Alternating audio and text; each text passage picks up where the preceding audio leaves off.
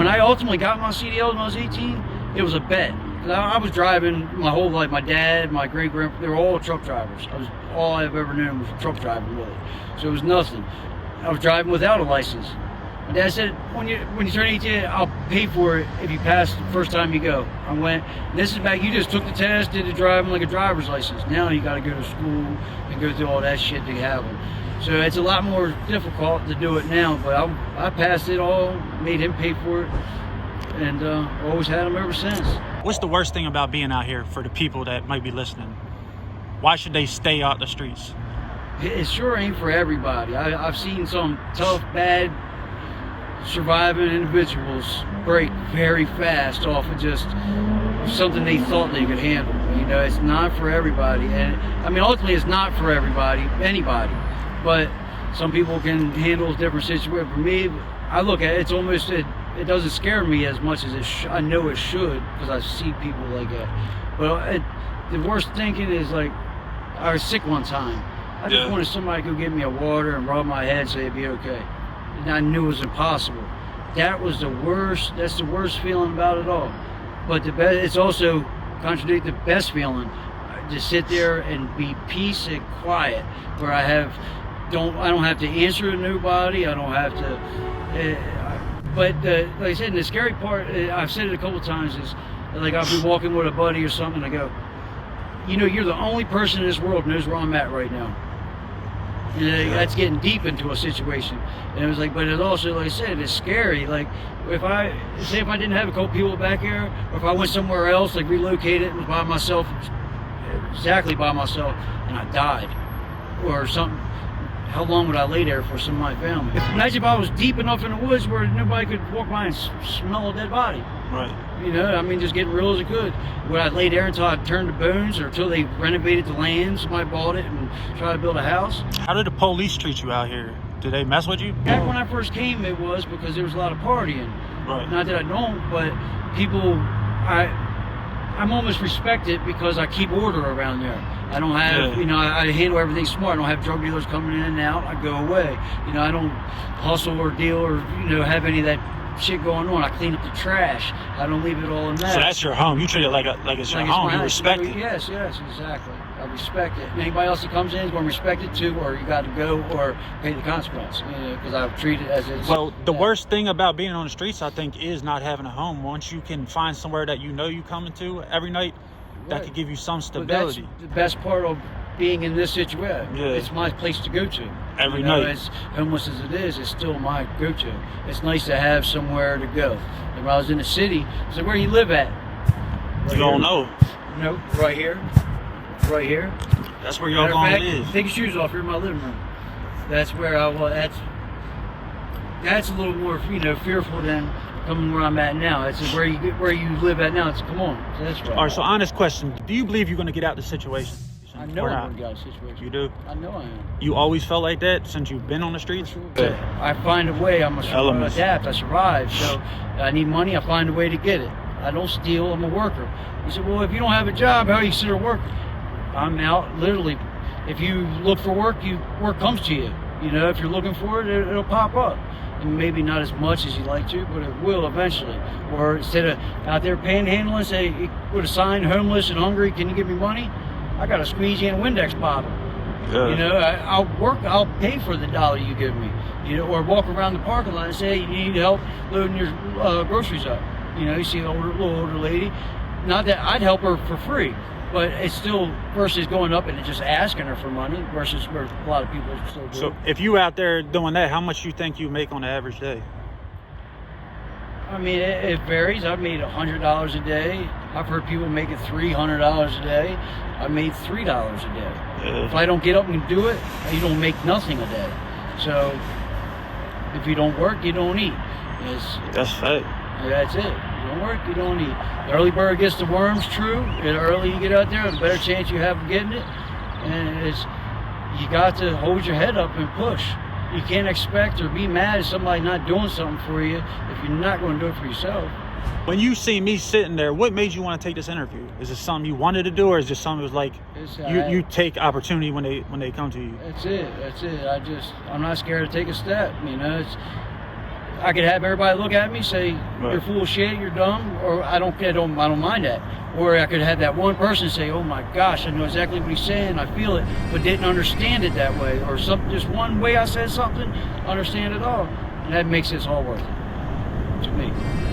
And why not? It's a why not kind of situation. It's not making or breaking me. Right. Well, I'm not doing nothing at the moment. I got to meet you, good enough for me. That's ultimate pay. That's what I think the world's about. It's about people, man. You know, that's all we have. People. If we work together, we'd be a lot further. Where people want to start trying to get greedy and work against somebody, and that just fucking shit up. And you go out and help somebody, it's going to go 10 times further than you'll ever see. You get greedy and want $10 extra, and you're fucking up thousands. It don't make no sense to me in that state. I'd rather hold off on that 10 to get the thousands in a matter of time. Where some people look at that 10, they want it right then, and that's over. Let's say somebody's watching this and they were wondering, like, how could I help this guy? What's something that you need? Like, not just money. Of course, we all need money, but what's something? Maybe blankets, food. What's something that you feel like your community could use? Your blankets are always good. Your warmer clothes are always good. Food's always good. Mr. Buddy heaters. Mr. Buddy. Them up, Mr. Buddy heaters. How much they cost? So you're 20, 25, 30 bucks. Yeah. How do you get water? What are you guys doing for water? Go in the bathrooms for water. You know, a lot of people help us out with like bottle, cases of bottled water. Yeah. So they now split them up. The preacher comes there and he helps us out every other week, so to say. They got people come back there that know you're there. Yeah. He knows I'm there. He comes back here, gives us like for 3 bags. He'll give us 2 bags of lunch for every bag. Because there's 3 of us, and then he'll give everybody a pair of socks, like 6 bottles of water apiece, and hygiene kit and whatnot. But hygiene kits, that's kind of like played out. It's appreciated, but it's all like cheap stuff. And like I said, at the end of the day, I make sure I have my own deodorant, my own toothpaste, whatnot.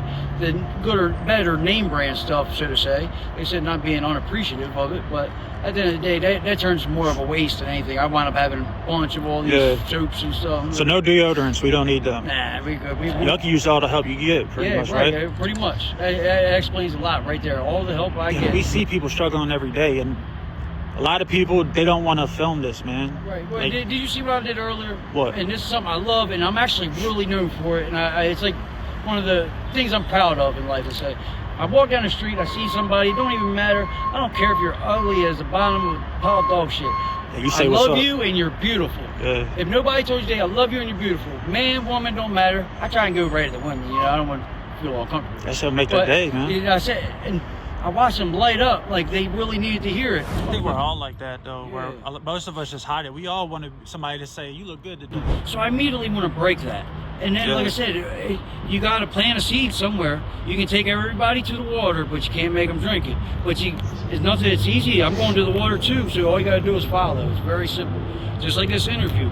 If anybody has any questions, I told this guy he can come back and come on, ask me. Ask him to ask me, and we'll figure it out. If I ain't got an answer, we'll figure it out. It's not hard to ask. Closed mouths don't get fed. That's the number one thing out here. If you don't speak up, you won't be heard. A lot of people scared to do interviews like this. It took me a half hour just to get him to turn the camera on. Right. And you see, I can't stay still. I move. I want to answer it right, but at the end of the day, like I said, if I don't answer it right, I'm only just being honest. Trying to give it the best. If you need a different, if you feel I didn't answer it correctly or didn't give you the answer that should have been, just ask. If people make comments and they want to know more, we're just going to do another interview. There you go. Comment. If you're scared to get on camera, type. You can hide behind the camera and still be heard. It's very easy. Go ahead, type, put it on there.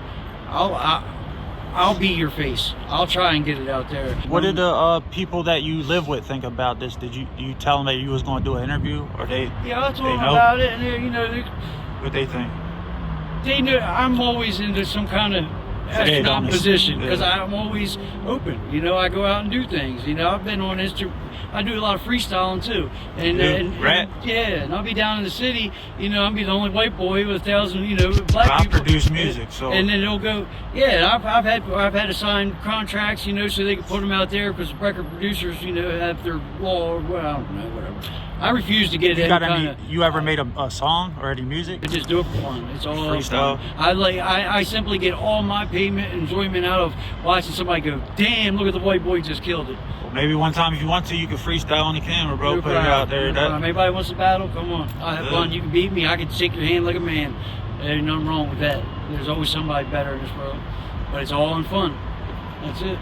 If it's going to let you allow to have fun, I'm gonna play on the playground too. I just want people to be their real selves. A lot of people it. hide who they are. They're so scared to be themselves. We need humanity. We all scratch our butt and snipped it at one time. I'll say it. Don't be scared. Because you would think that only somebody in your situation is going to feel this. There's probably somebody that live in a big house that got money that can feel what you're saying because they stuck too. That's awesome. And like I said, yeah, it don't matter. I've been wealthy. I've been at the bottom. I have the same feelings at either one of the levels because I have.